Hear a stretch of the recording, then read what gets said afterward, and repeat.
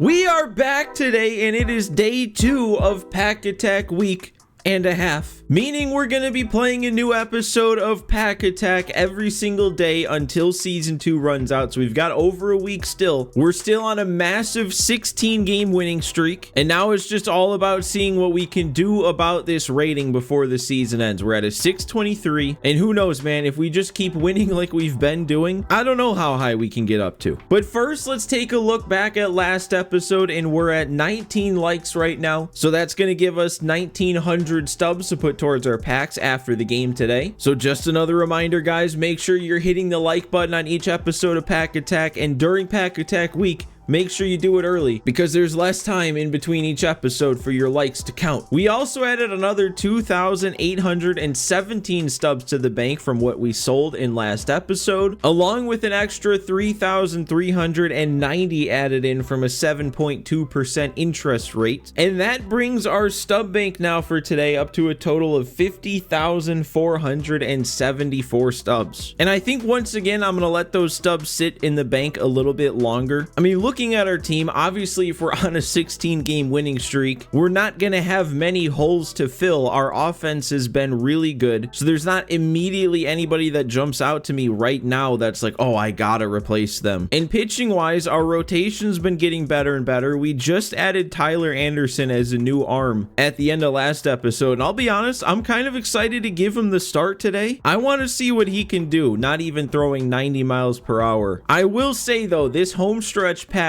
caught my eye here at the last second, but I wasn't planning on this, and I didn't even consider it until about 2 minutes ago, but I'm still gonna hold off, and we're gonna be playing Pack Attack every day, so we'll have the chance tomorrow if we want to open that pack. And I also guess I should mention, I forgot to say, to add Tyler Anderson to the team, I had to get rid of Garrett Crochet. We didn't get a start with him before we had to get rid of him, but that's fine. He still moves to the 40-man roster, so he'll be set, he'll be ready to go on the team when the season resets. And I mean, look at this, we've already got 4 diamond starters ready to go for the season reset. To make room for Crochet though, I did have to get rid of one player from the 40-man, so I just got rid of the 89 Ramon Laureano. There really isn't much of a point to keep season 2 cards on the 40-man because, like, if they're already down here now, there's not much of a chance I'll bring him back to the main squad. And moving into next season with the wild card, we only get 1 wild card spot, so we can only bring one of these players across to the new season anyway. And we have Story, we have Duran, we have Braun, we have pitchers. Chances are I'm not going to pick an 89 Ramon Laureano out of nowhere to be my wild card. And with all that said and done, we're ready to go. I just hope that I can play a little bit better than I did last episode, because even though we extended our winning streak, we extended our rage quit streak, there was definitely something missing. There was definitely a little bit of rust I had to shake off. So hopefully today we've got that all out of our system. We'll be ready to go. We'll be back to dominating. And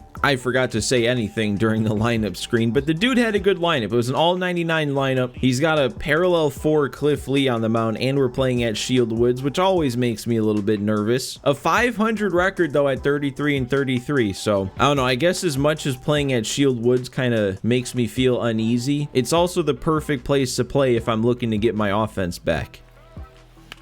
And that could have been ball 4. I think it's going to be even better than that though. Yeah, that's getting down. It's in the gap. Trevor Story leading off the game with a double. Ooh, that I actually thought I made a decent swing when I pressed the button to swing, and that was not any good. 72 off the bat. Back-to-back 3-2 counts though. We're making him throw pitches. Oh, and that's, yeah, that is long gone. He makes a mistake and I make him pay. Absolute moonshot from Ryan Braun there to give us a 2-0 lead. 494, that was even more of a moonshot than I thought. Oh, he made another mistake there, but I was just a little bit too far above it. A little too antsy to wait back on it. We'll take our 2-run early lead though. I feel good about that. And yeah, we're going to put him away on a 3rd straight failed check swing. Honestly, I wonder if he's power swinging. That's the only way I can think that you fail 3 check swings in a row. Gunner with the chance to make a play. Nice backhand. Yeah, dude, Tyler Anderson is going to be fun today. This dude cannot slow the bat down.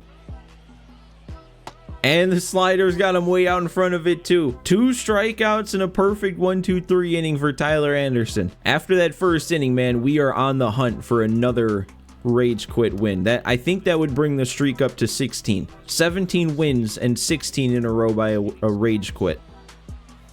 And Soto is going to help that case. Another cutter left, right down the middle. Another perfect. Another one that's threatening 500 feet. I don't even know if that's landed yet. 498. 2 more feet, Soto. Hit the weight room. Oh, is that doing it? Okay, buddy. Come on. Let's be real here. There it is. There's the real quit. The streak continues. And that's kind of big if we're trying to see how high I can get this rating to, and we only have 8 more days to do it, 9 more days to do it. Early quits in multiple game episodes, that's what we need. We do have the chance now, though, that we could be playing on Hall of Fame difficulty. I feel like I'm ready for the jump. I've got some confidence back after that short little game. Bob Gibson out there. I think this is actually going to be the first time I'm facing that 99 Gibson. This dude kind of has a crazy team too. Not just all 99s, but there are some good 99s there. You know, for as confident as I made myself seem, now seeing a parallel 3 Bob Gibson out on the mound, I kind of hope we don't play on Hall of Fame. This dude had another right around 500 record though. So if I had to guess, we're probably not making that jump in this one. I don't know. Whenever we get into this state of limbo, I feel like I need to check. And nope, we are on all-star difficulty. Unfortunately, we don't get to see any more Tyler Anderson today. 1 inning was all he got, but we got our other all-star, Zach Wheeler. And that's a little bit better of a swing than I wanted to give up right away. And we can't not have contact be made again there, but I'll take it as long as we're getting outs. Yeah, man, this is not going to be a big strikeout game. If he's swinging the bat, he's making contact so far. Well, until then, I guess we make a pitch far enough out of the zone and we'll get our punch out that way. Good start on the mound. Now let's just see if we can keep the offensive momentum going. And you know what? We only made it into the 2nd inning in the last game, and my rule is we got to get to 5 before we don't start a new game. So if we get another super early quit in this one, maybe we get 3 games in. Maybe that's what we should shoot for.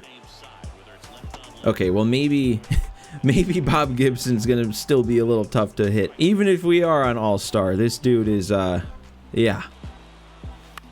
Oh, and now I'm not getting up to that ball. That did I move the PCI down slightly? Actually, that's what it looked like. Ooh, that is a nasty changeup, man, especially in that spot. And then he beats me with the heat. Good sequencing there, down in a 3-1 count. Wow. And another backhand by Gunnar. At least he's playing a good first base. Hasn't done a whole lot with the stick for this team. Ooh, I was not at all expecting him to get around on that. He is yet to time up a fastball / sinker. There we go. Spot him up with that cutter. End another inning with a punch out. Okay, a walk. I'll take that as a first base runner. I don't know why people recently have been walking Ellie so often. That's like the last guy you'd want to put on for free. That fastball's not easy right now, guys. I don't know what to do. I'm going with Ellie. I don't even care. It didn't get away from him too far, but we're still in. That's not a steal, but we move up to second base.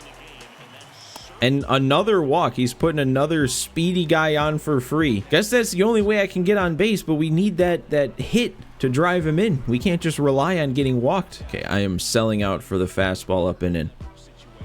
And I was ready for it.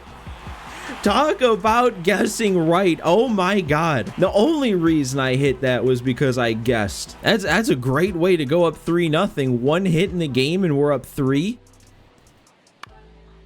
There we go. That cutter into lefties is doing pretty good, actually, getting an out early in the count. So well, in fact, I'm just going to go to it again and see what happens.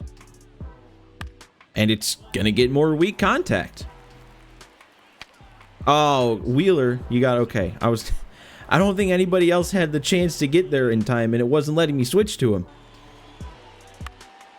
Okay, we got him jammed this time on the slurve. Working inside of the lefties is proving to work out very well for me. Look at that. There's another one. He actually got around on it this time. Still didn't help him. Ah, he's learning, but can he hold up on it twice in a row? Or was he just taking it because he was guessing it? I knew it. You're not actually seeing that pitch yet. Ooh, he went up and away that time on the fastball. I was gonna sell out up and in again. Didn't really feel it. I think he's gonna get to that one. I thought that was just a harmless little foul ball, but nope. Please? No? What's the discipline rating good for then if we can't hold up on that? Dude, I don't know. I've still got some work to do. There are plenty of guys at this point in the game that are going to be throwing gas like Bob Gibson is. And if we're going to want to play on Hall of Fame very soon here, I'm going to have to figure it out. Story. Don't even need a dive. I thought I was going to need to dive. And that's a perfect spot for the sinker. I mean, he's done it kind of quietly, but Zach Wheeler's having himself a pretty decent start so far. I might have a chance of running this out, actually. Yeah, all right. Okay, he's going same sequence here many times. It's a pitch out instead. So many times, though, he's gone changeup, then slider, then fastball up. And that one wasn't up, and I couldn't adjust. Okay. You recognize a pattern, you wait for it, then they alter it just a little bit, and it throws you completely out of whack. Always stay in whack, that's what I say. Oh, that pitch, man. And I gotta get back. I actually am ready for the fastball that time, and then I'm too early and the PCI's not right. Is that a base hit? Nice top spin on that to get down. I mean, hey, 2 on 2 outs. That's when I struck for my 3 runs last time. Maybe Duran has it in him. Nope. Well, no. Okay. I didn't know if maybe his raw power was going to be enough to muscle that out, but not quite to straightaway center. And that's going to be another out. He worked the count a bit that time. Got it to 3-2. Started taking that cutter. Nope, we're there. Tried to stray away from the cutter to mix up the look, and that's when we give up the hardest contact. So you know what? We're going right back to it. And that's why. That is why we go right back to that pitch. How much of that did I get? Oh, not anywhere near enough. I don't know why I thought I got a little bit more of that. Oh, why am I swinging at that? I've been seeing that pitch so well today, and every single time he's missed low. I don't know what tempted me there on a 1-0 count. Ellie, I think that's going to be right to him in right field. I can't get anything else going. All right, this is a very big inning for Zach Wheeler and his really nice start if we can get through it. See, I much prefer it when he actually makes contact on that cutter. He is yet to miss the cutter 3 times in a row. And I feel like, almost weirdly enough, the counts that I get to 0-2 on 2 straight cutters, that's when he threatens the most because he won't miss that 3rd cutter in a row. There we go. My favorite result, as long as we can get there. I don't really like when Braun kind of stands up straight before actually running to it. Oh, no. Ellie, you gotta save me here. You gotta save me here. We got it. That was the scariest one yet. If he dials in that opposite field blooper, we might be done for. All I'm saying is if he quits at this point, it was very important that we got through that 7th inning on the mound. And you know what? Juan Soto putting some pressure on offensively is only going to help the matter. As much as I like full games being completed, if this dude wants to quit at any point from here on out, be my guest. Oh my God, Samuel Basallo, 2nd of the game, and that one was no joke. And that gets Gibson out of the game. It's almost a shame now. I finally started hitting him. You know, I can't do it up 5. Every single time since we brought Corbin Carroll on this team that somebody's brought in a lefty to face him, I lay down a bunt and it's worked. I can't bring myself to do it up 5. And, oh, if that hit the base, that would have saved me there. Maybe I should have laid down the bunt. And the circle change got me late. I saw it, I waited back, and I waited back too far. But you know what? I'll take a couple more solo shots, a couple more runs of insurance. But we'll be totally honest, the offense isn't really what's on our mind for the rest of this game. I mean, hey, when we're at this point, don't change anything. Strategy stays the same. See, and now he's missed 2 cutters. I don't like this. I'm going to go to it a 3rd time. I don't think he's going to swing. Yep. There we go, though. We got him with the slurve. I feel like that's the first strikeout in a while. And there it is. That's what I like. One pitch, weak pop-up on the cutter. Don't tell me he's catching on now. He took 2 straight cutters. Okay, that was big. We got the weak ground out on a different pitch. The splitter got him. There's 3 more outs until we win the game, and that's it. Okay.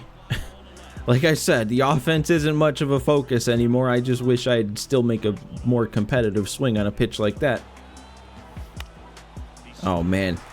Sometimes, man, when you think you make a good swing and then it sounds like that, it's so disheartening. But that's fine. We are focused on one thing and one thing only at this point. 68 pitches to start the 9th inning. Still in the green for now. And the strategy does not change. Not now.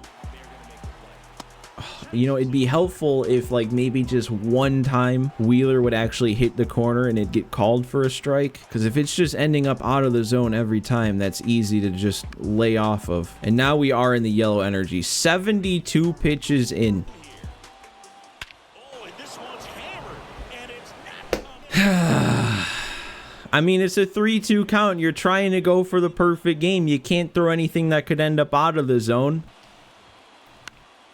And then, of course, you're going to go right back to that. You couldn't have just swung at that pitch, the at-bat before. I mean, the worst part about that, too, is it was not just, you know, giving up the perfect game, not just giving up the hit, but also it being a home run. Like, that took away a perfect game, a no-hitter, and a shutout all in one swing. That's like, I don't even know how many stubs that is. That's like 1,200 stubs or something that we just missed out on. All right, well, that'll do it.